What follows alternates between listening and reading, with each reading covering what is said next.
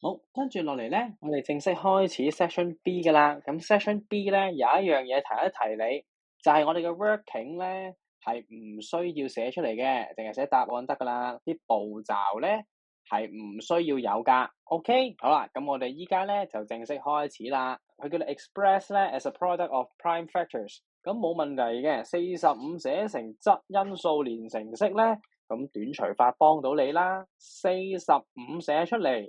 短除，跟住咧佢係五字尾嘅，咁所以可以俾五除得盡啦，而且五仲要係質數喎，咁啊擺出嚟啦。咁問下自己45除5幾多？咁搞唔掂咪撳計數機咯。45除5，哦原來係9嚟嘅。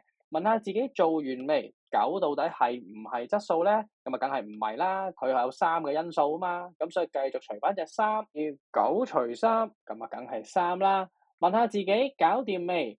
咦，3咧係 prime number 係質數嚟嘅喎，咁呢度全部都質晒，咁所以就搞掂噶啦，即刻寫出嚟。原來我哋今日嘅45就係等於5乘以3再乘以3，執靚少少5乘3嘅二次方，記得步驟係唔使寫嘅，咁所以寫落去答題簿嗰度就係5乘3嘅二次方。